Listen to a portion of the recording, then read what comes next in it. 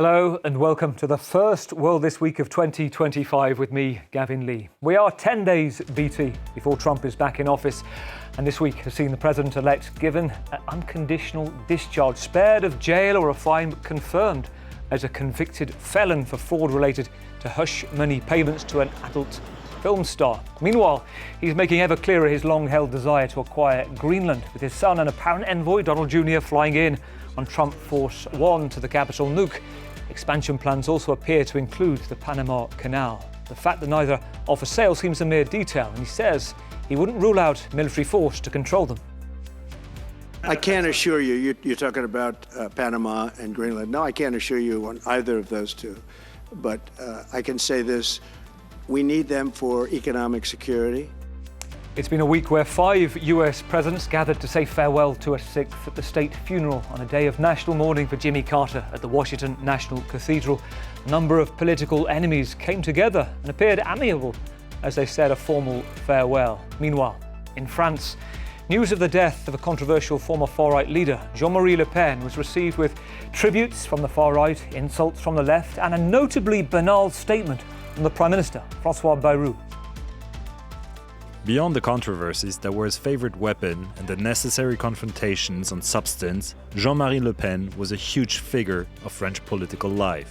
We knew, by fighting him, what a fighter he was.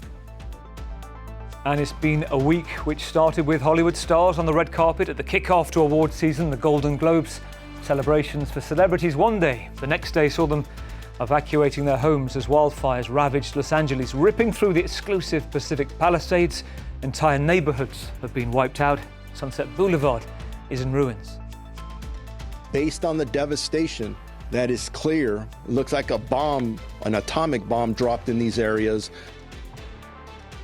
Welcome to the programme. Joining me on the panel this week, we have Dave Clark, international correspondent for AFP News Agency. Dave, Happy New Year to you. First of all, any resolutions for 2025? Anything that's slipped already?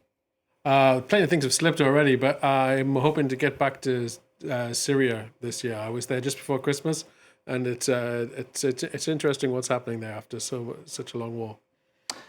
Very interesting, given that you were there just after Christmas and just before Christmas. It allows me to bring in Janine Giovanni here as well. Pleasure to have you with us. And this is something that you've had a career covering, well, many wars, many conflicts, author, journalist. Dave was talking about Syria. You wrote a book about your time in Syria.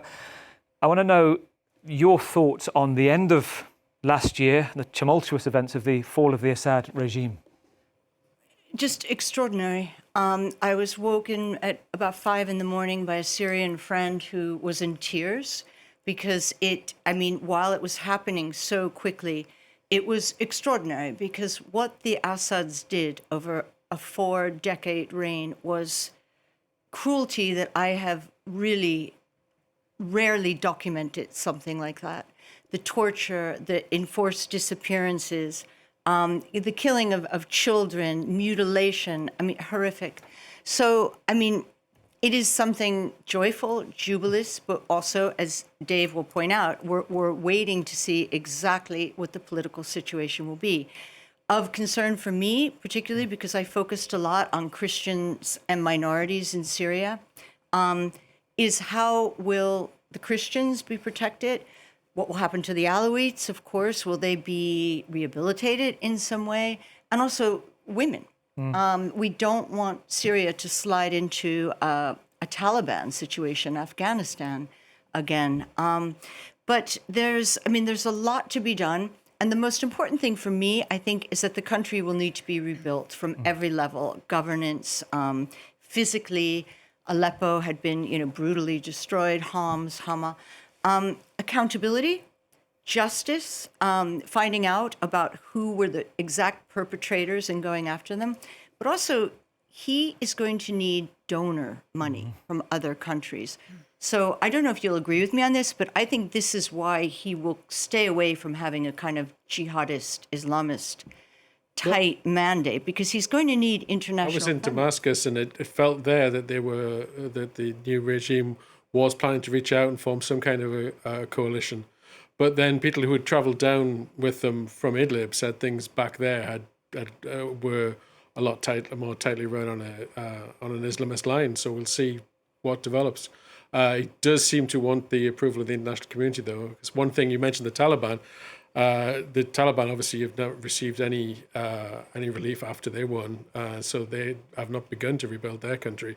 And I think Syria will need outside assistance. I think he'll learn from that lesson. It's both of you are going to bring in the other two panelists as well, but I do want to mention a time also to mention your project, the Reckoning Project. Yes. The idea of that is to teach conflict journalists how to record, how to collect, conserve information, testimony to be used usefully in a court of law. And I guess in Syria, this could also be very useful too. Hugely. I mean, we're working in Ukraine right now, but we're expanding to Syria, Darfur, and other parts of the Middle East. And it's basically because journalists, as you know, our notebooks can be excellent, but it doesn't necessarily stand up in the court of law. So we work with local journalists to teach them how to identify war crimes, preserve them, take testimony, and then help build cases with the prosecutors at the ICC, the ICJ, and domestic courts. Janine, great to have you with us. Thank you. Let's also bring in Tina Kukensgaard, a correspondent for the Danish broadsheet online newspaper Politiken, and based here in Paris. Tina, great to have you with us. And I should ask about how your new year is going, but it's a new year in which Denmark has dominated headlines. It's been very dramatic, yeah. I don't think anyone was counting on this to happen in Denmark. We're not used to playing such a big role in like the international sphere. But I think that our government is being calm about it. At least our prime minister is usually very firm and very strict in her communication, but this time she's been more hesitant and more diplomatic because she doesn't want to, of course, ruin the good relationship that we have with the US. We're going to get onto that. The conundrum of dealing with Donald Trump, for Mette Frederiksen, for other governments in Panama as well, over Greenland, over Panama, and this sudden, this continued territorial expansion plan. Also, let's bring in, we have Paul Moreira, a regular friend of the programme, documentary maker, over many years and many conflicts. You're not a stranger to conflict zones either. Tell me about your company's Premier Linea. What are you working on at the moment, or is it a secret? Well, actually, I'm planning a trip to Syria, also to the Kurdish part of Syria, because the last time I was in Syria was in Raqqa, filming the last battle of Raqqa in October 17. And I've been contacted by the SDF, as you know, the Syrian Democratic Forces, which is like front of the Kurdish forces that have secured kind of area called Rojava, and they're very, very afraid that the Turkish supported jihadi groups would wipe them out, really, and that could have consequences for all of us, since we know that the Kurds are controlling the camps, like El Hol, with 75,000 people close to Daesh. So I'm preparing maybe a trip there. And also this week, hearing from the Turkish foreign minister calling on the French to take some of them and to try them. And a diplomatic spat there. Great to have you with us, Paul, as well. Let's begin with extraordinary news. On Friday, New York courthouse, the President-elect Donald Trump on video link awaiting his sentence, being convicted back in May, 34 counts relating to hush money payments to Stormy Daniels. And the sentencing, an unconditional discharge. No prison, no fine, no probation. The judge, Juan Marchand, wishing Donald Trump Godspeed, he said, at your second presidency at the end of the case, and said it was an extraordinary trial to judge. The next president of the US remains a convicted felon. There's reactions still coming into this after it's broke. But first of all, just want to get reactions from you. Janine, starting with your reading of this decision. It's so embarrassing. I mean, when you really think about it, that a convicted felon is going to be leading not just the United States, but having a major role on the world stage. It's interesting to see from the time of the campaign, how quickly people have shifted their alliance to suddenly line up to pay homage to him. That includes Mark Zuckerberg, who I'm sure we're going to discuss later, Jeff Bezos, all of the millionaires that basically fear him. And to me, we are I work on justice and accountability. My greatest fear isn't Syria or Gaza, although I'm terribly, terribly worried about Gaza. It's America. It's the erosion of democracy in America, which we already saw in 2016 to 2020 during his last reign. And what he will do now, he's already said he's vengeful. He's going to go after journalists. All right, journalists are his target, political opposition, but also taking on all of the proprietors of newspapers. And I think it's really important to remember that this is Vladimir Putin's playbook. So for whatever his MAGA people say, this is all about making America great again. To me, it's about making America as closely aligned to Russia, if not as allies, then certainly taking the playbook about how to destroy democracy. This is really scary, and we all should be incredibly vigilant about it. We should be incredibly vigilant, Janine says, Dave. We heard from the judge today talking about this being an extraordinary case and saying it's very hard to compare another situation where you've got 34 convicted felon charges and yet to be allowed to walk free. Was it a surprise? Well, no. The courts have already decided that he can do what he likes. The Supreme Court is apparently just as frightened of him as the media barons. He's won, and elections have consequences. He's not the only head of state in the world that enjoys impunity, apparently. There are arrest warrants have been issued in The Hague for Vladimir Putin, for Benjamin Netanyahu. And we have a former president here in France who's just received a suspended sentence. The powerful people in this world do not suffer consequences for their actions, and that's something that we're going to have have a reckoning over. Which takes us on to when powerful people have powerful plans in mind. And let's talk about Greenland, because in Greenland there is a tradition in New Year with bonfires, fireworks, gathering to catch the spectacle of the Northern Lights. Perhaps that's why Don Jr. flew to Nuuk on Tuesday. He told the awaiting media he was just on holiday. Of course he was. Let's take a listen. We're just here as tourists, looking at it. Well, could you tell a little about the American interest in Greenland? There's been so much. Oh, no, that's not for me to talk about. That's for others to talk about. But Thank you, guys. We're just excited to be here. Thank you, guys. And others did talk about it. A coincidence that his dad, President-elect Trump, had repeatedly said and explicitly this week on social media and in his hour-long press conference at Mar-a-Lago that, quote, it is a deal that must happen for safety, security, strength and peace. Why does he want it? There is method in the madness, says Politico.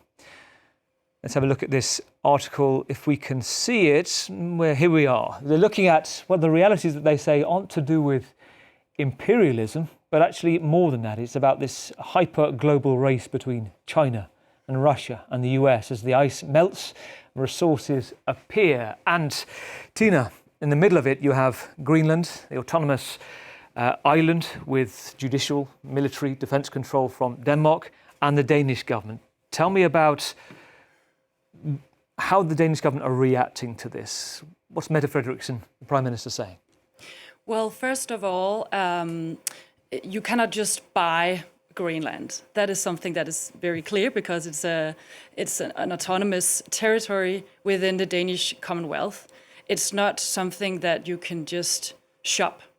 And the Danish government is, of course, shocked by the states, by the stuff that Trump has said about the not ruling out military or financial interference.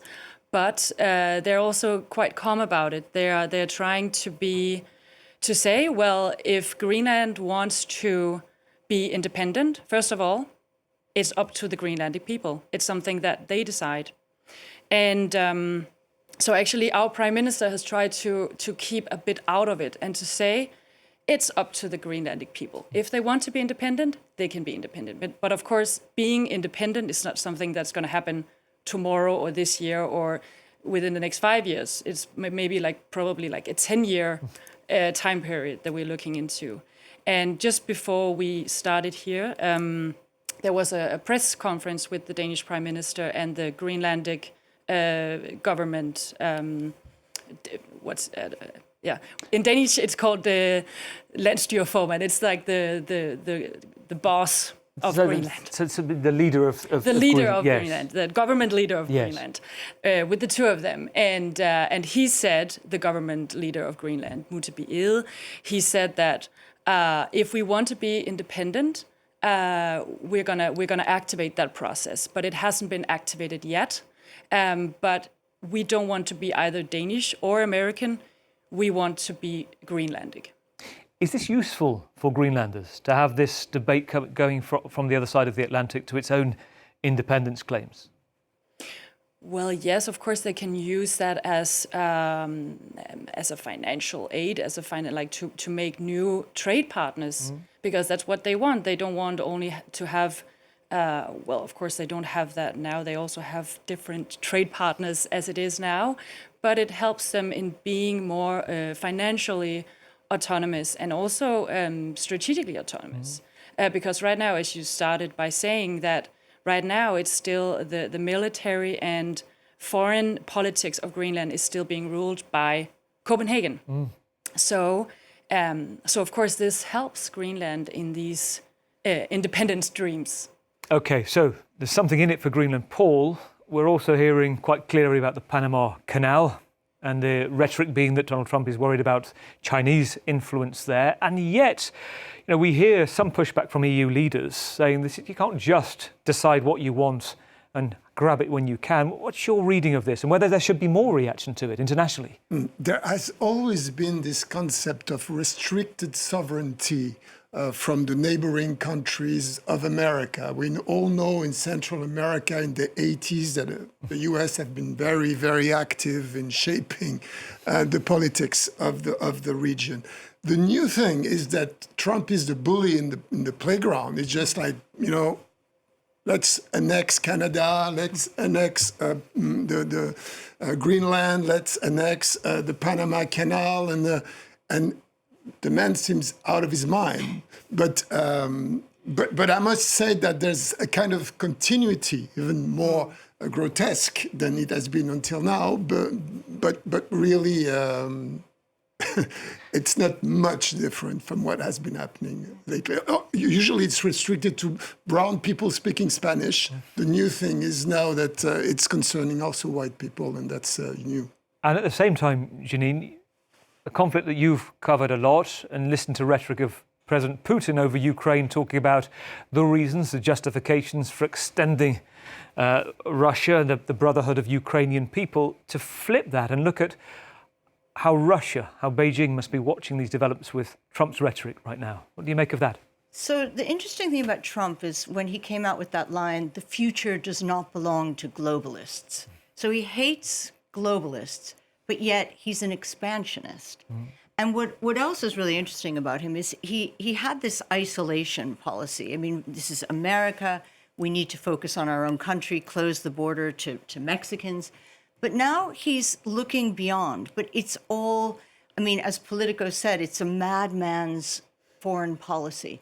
And you're right, there is a consistency to what he does. The craziest thing about him is that it all kind of comes under this concept, which we learned as kids in American school, manifest destiny, the expansion of American territory. And one of the more terrifying things about the trip to Greenland was that a social influencer was brought along who was like a Donald J's bro. And he came out with this quote, and I urge everyone to find it. I can't do it verbatim, but it was basically, we're going back to American male testosterone-fueled expansion. The energy is American. And as I read it, I had the chills, because I thought, when have we heard, I always listen to rhetoric really carefully, what Putin says, what Netanyahu says, and how they say it, because it's so important about how it plays out onto policy. And I feel like if we listen to what Trump is saying now, we're getting a very clear agenda, a forecasting of what he may do. Which takes us nicely, Janine, into concentrating on rhetoric, which you have to do nowadays. And you referred to it before from Mark Zuckerberg this week. Because it was on Donald Trump's favourite TV station, Fox and Friends. This surprise announcement came on Tuesday. This recorded video message from Mark Zuckerberg, boss of Meta, the company that owns Facebook, Instagram, WhatsApp. The site moderation is being changed. No more fact checkers being used in the US to fight disinformation, fake news. They are too politically biased, he said. We're going to get rid of fact checkers and replace them with community notes similar to X, starting in the US. After Trump first got elected in 2016, the legacy media wrote nonstop about how misinformation was a threat to democracy. We tried in good faith to address those concerns without becoming the arbiters of truth. But the fact checkers have just been too politically biased and have destroyed more trust than they've created, especially in the US. Well, he went on to say the recent elections feel like a cultural tipping point that is moving Meta's headquarters from blue state California to red state Texas, joining the likes of Elon Musk, Joe Rogan, Jeff Bezos' space company by setting up in a Lone Star state, as several critics put it, as courtiers to King Trump ahead of his inauguration. Well, it was back in 2021, after the Capitol Hill riots, that Mark Zuckerberg removed President Trump from Facebook. In recent years, Trump has threatened Mark Zuckerberg with prospect of life imprisonment if he plotted against him. When reporters asked Trump directly this week if that was the reason for Meta's decision, he said probably yes. Dave Clark, what's your take? Well, I have to declare an interest. I work for Agence France Presse, AFP, and we were one of the companies that was contracted to provide fact checks for Facebook until this announcement. So I'm possibly biased when I say this, but my company, along with others involved in an international fact check alliance, which I gather is the body that the MAGA world has taken aim at, has released a statement on this and pointing out that Facebook never had any problem with the fact checks beforehand. Every year they've reviewed them, and they have said that they were doing the job, and never mentioned this alleged bias, which is now surfaced. And also in his statement, Facebook announcing something on Fox News, it's like this whole audience is for the over 70s. But the statement when that he made, he also accused the fact checkers of censorship, whereas in fact the fact checks were provided to Facebook and they decided what posts to take down on the basis of them. The fact checkers themselves had no authority to take down anything. So any censorship that did take place prior to this announcement was carried out by Mr. Zuckerberg's company, which is, I imagine, why Trump and people around him have been threatening Zuckerberg all this time. It's interesting as a European observer to see that the giants of free enterprise and libertarianism in the States are terrified of government and will fall into line as soon as government threatens them. We had Chris Morris on recently, the CEO of Full Fact website, a former colleague of mine at the BBC, who said it is a huge disappointment, not just for his company, which was and still provides fact-checking in Europe, because it's just the US arm. We still do in Europe as well. This is that's my question to you. So AFP, they still have a European, they're still running for... But the fact checks that we carried out on stories that emanated from the United States were carried out in the United States under contract to Facebook. So things that you will see on your Facebook if you are based in Europe, if they began in the United States, will not be moderated at this point. Paul, Mark Zuckerberg's point is that this is about free speech. Critics say this is a craven way to show succor to Donald Trump. Your thought? Obviously, I mean, in French, we have a saying, on prête qu'aux riches, you only lend to rich people. And obviously, power attracts power. But there's an economical side of it. Like I just months before, I did something with an NGO in Asia fighting against the trade of tiger byproducts. And they said that those byproducts were sold mostly on Facebook. So they had implemented some talks with Facebook, help us because 85% of what's happening is happening on your site. And they said we start talking with them, and they were very open. And all of a sudden, they laid off 11,000 people. And there was no check on what was sold, and it's actually criminal products that are sold on Facebook. So there may be something that we don't see, but like an opportunity for Mark Zuckerberg to get rid of certainly a huge amount of people doing the fact-checking for them. Well, it's a good point, Janine, of getting rid of a huge amount of people. I think there are estimations around $5.5 billion would be saved on the whole fact-checking system, the protection operation in place. And yet, we're going to see a community notes operation in place. What do you make of X's community notes? I mean, I want to get back to one point, though, about Zuckerberg, which is just really shocking for me. He's the third richest man in the world. His Meta has following of 3 billion people globally. Why did he back down to Trump? Yeah. Why is he kissing the ring? Mm-hmm. I feel, not that I ever was a fan of Mark Zuckerberg's, but I feel that this caving in, like these billionaires lining up one by one in fear of Trump and basically handing him on a silver platter social media.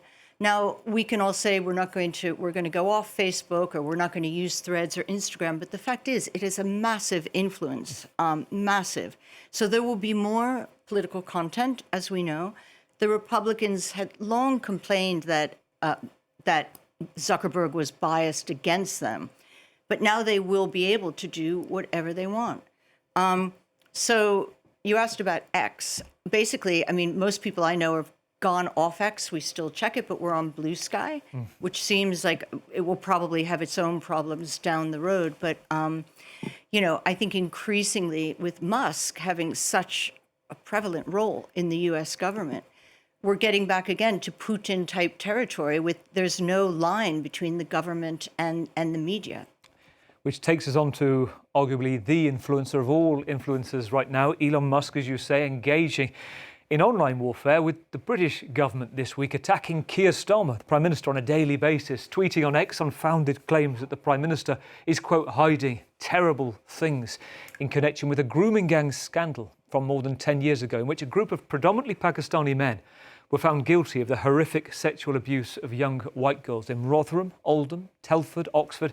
A very complicated case, questions about why more wasn't done, about consecutive governments, anger that the victims' claims just were not taken seriously. Keir Starmer was Director of Public Prosecutions at the time of these cases coming to light, and yet evidence shows he acted to help victims, help change the law to prosecute cases. This is Andrew Norfolk. He's the Times journalist who uncovered the story, spent 4.5 years on it, and he said he was speaking out because Elon Musk, he said, could not be further from the truth. This is what he said this week, in his words, to set the record straight. Keir Starmer, I sat with him and Nazir Assel, we talked through this. He completely changed the rules. His decision led to a massive increase in the number of successful prosecutions across the country. For all the easy, cheap nonsense that's been peddled these last few days, significant changes were made. And for all the hatred of the mainstream media that is being so cheaply, easily thrown about, it was the mainstream media that kept writing about this until eventually Rotherham Council was shamed into ordering the independent inquiry by Alexis Jay, which in 2015 finally produced the extraordinary finding that 1,500 girls in Rotherham had been brutally abused, and that almost all of the identified offenders were from the Pakistani community. Rotherham's Pakistani population was less than 4% of Rotherham's, almost all identified perpetrators. And to this day, the most frustrating thing for me is that nobody has done the official research to understand why.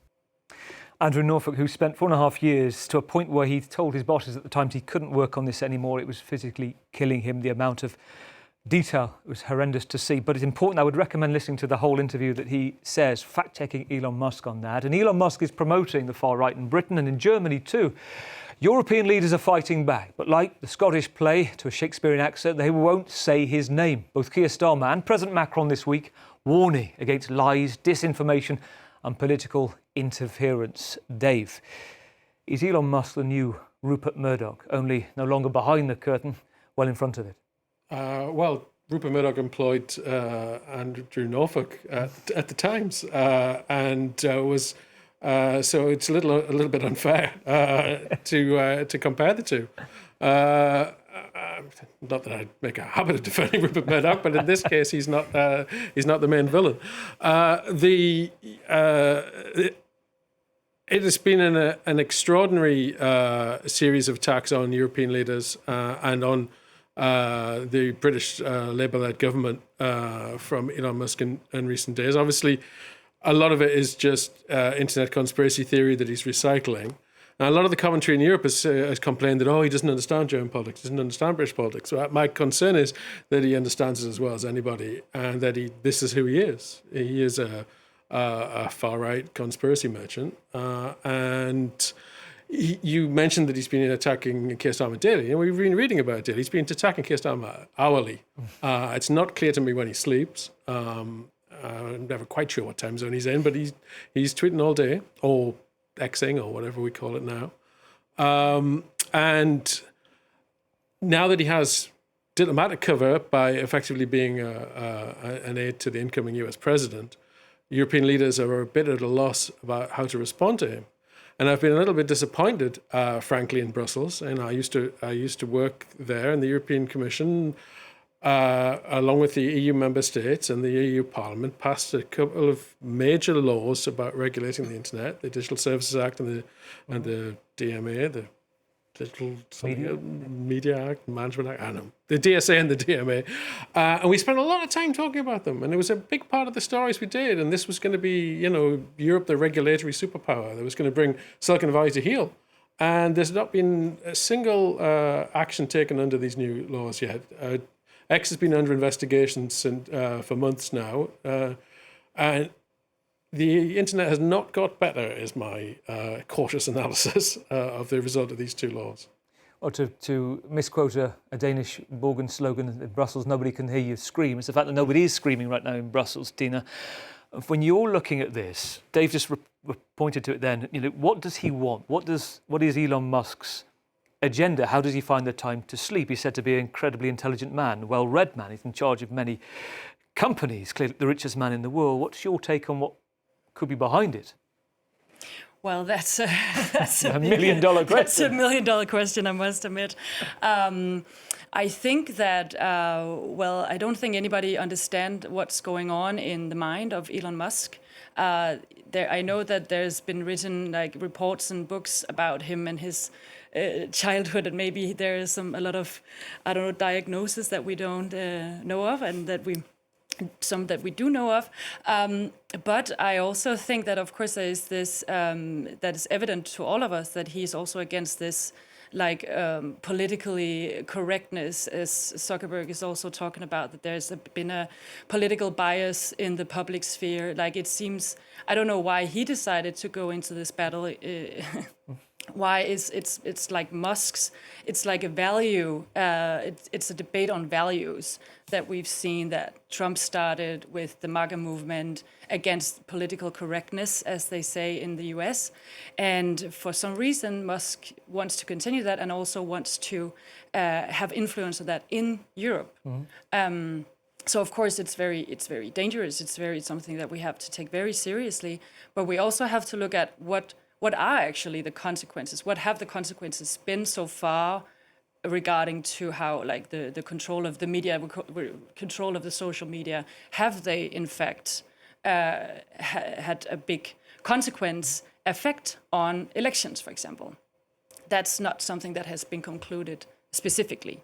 So we also have to be critical about what impact is this actually going to play, because we also have to believe that we educate our own people to be critical of these messages that Musk comes. As Tina said, Ginny, if we listen to, as Dave said as well, the itchy trigger fingers of Elon Musk tweeting, Xing all the time, his argument being, you see it streamed by the algorithm, that other media bosses do this, he just does it more openly. I think what is really important is to, and you touched on this, the influence of social media, that it has the impact on policy. And in Ukraine, my team, the Reckoning Project, we look very carefully at how tweets or X's, whatever they're called. Now, what happens on the ground in Ukraine, say 24 or 48 hours before the tweet goes out, and then what happens after. The case of Bucha, the massacre in the village of the town of Bucha outside of Kyiv in 2022. If you look at the patterns of the tweets, the X's that went out 2-3 days before it, very, very influential in terms of the behavior of the soldiers on the ground. And Facebook, the Myanmar case, I mean, there was really clear distinction that there was incitement of the police, the Myanmar police inciting towards a genocide. So, I mean, I think aside from these billionaires being completely unregulated and being allowed to influence media in this way, there's a bigger question of how they control the world. Yes, the ripple effect of every single tweet or Facebook post. On a kind of micro level, we have this horror with teenage girls, and there's been a lot said this week with Zuckerberg's decision about how this will affect teenagers who are, of course, very engaged with Instagram and Threads. But also for me, I look at how it's going to affect war criminals and how it will give license to criminals to act with more and more impunity. So, I mean, that's really my big concern. And I feel like the closer we get to Trump getting into office, what I said earlier, the more vigilant we have to be about how he is taking away democracy and the ripple it will have everywhere, not just America.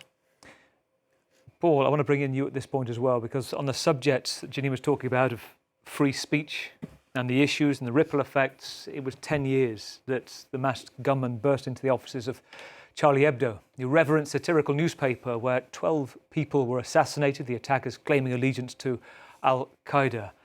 It was a decade on. This week, President Macron leading tributes at the site of the attack, the paper's former headquarters. And the paper's editor, known as Rees, a survivor, gave an interview this week to The Economist and said its irreverence towards all religions remains the same, but now it operates in an undisclosed location. Rees lives under a fatwa and police protection, but he said nothing has quite been the same since, but they will carry on, unbowed, true to form every week, publishing a paper that's just as tasteless, provocative as before. Paul, I mentioned you because you were there that day, you witnessed the aftermath. Tell me about your reflections this week. Well, yeah, our offices were right next door to Charlie Hebdo, so we were the first ones, our team were the first ones to enter Charlie Hebdo's room with all the people who were killed and wounded, and we took away the survivors that were in. You can imagine the shock they were in, and that's something that really affected us, even though we were not the target of the attack. But an attack of this dimension really impregnates the mind of people who are witness or even collateral victims, because basically that's what we were. I mean, I think that one of the things that was very healing on the aftermath of the attack was the fact that there was this huge demonstration that showed that France was not shaken on the core of its values of tolerance and universalism and openness to the other, because basically there was the agenda of the attackers was to polarize and to instill conflict between us, and that didn't work out. Nevertheless, that said, we are in a state where racist ideas have progressed in this country, and we are more polarized than we were 10 years ago. And even though there are strong foundations in France resisting the temptation of racism and exclusion of the others, we can see that this tendency is steadily growing, and it's very concerning. And that it doesn't seem to stop. No. Paul, thank you. And notable as well that there's a poll recently, quite depressing, that suggested the support for the spirit of Charlie Hebdo a couple of years ago was around 58% French people, compared to 2016 around 78%. So particularly depressing that seems to have ebbed away. This moves us on in the time we have left to what happened on Monday morning in Ottawa. At 11:15 it was, newsrooms around the world watching the lectern outside Rideau Cottage. The official residence of the Canadian Prime Minister. A big announcement, long rumoured, finally confirmed by Justin Trudeau. I intend to resign as party leader, as Prime Minister, after the party selects its next leader through a robust, nationwide, competitive process. Last night, I asked the President of the Liberal Party to begin that process. This country deserves a real choice in the next election, and it has become clear to me that if I'm having to fight internal battles, I cannot be the best option in that election. So Justin Trudeau gone ahead of upcoming elections. Parliament prorogued for the next few weeks while a new Liberal leader is chosen. But it's the Conservatives' anti-woke populist leader Pierre Poilievre that's polling as the favourite. They're calling him Canada's Donald Trump, unfairly or not. Well, here he is talking to the right-wing psychologist turned podcast host Jordan Peterson in an hour-long interview this week and asked what was wrong with Trudeau, what happened. We have a prime minister who is dedicated to an extremely radical ideology. It is just a rehashed socialism that has been discredited again and again and again throughout the ages. And his basically authoritarian socialism has guided him throughout his entire prime ministership. He believes in a state that controls every aspect of your life. Janine, so 10 years ago, there were issues that he came in on a landslide, things like climate change, equality, Indigenous rights. Those things seem to have moved out of the picture now about housing, employment, immigration. What's your take on the end of Trudeau? It's almost as though the public is losing faith in liberalism. We saw it in America. You know, the Democrats now are basically thought of as being not just corrupt, but having done a terrible job for 4 years. And we see it in Canada. I think Trudeau came in with the notions that his father had, basically that Canada, his father Pierre, of course, who was 70s, very, very popular Prime Minister of Canada, that Canada was a multinational, multilingual country that was looking to a social welfare state of the best kind.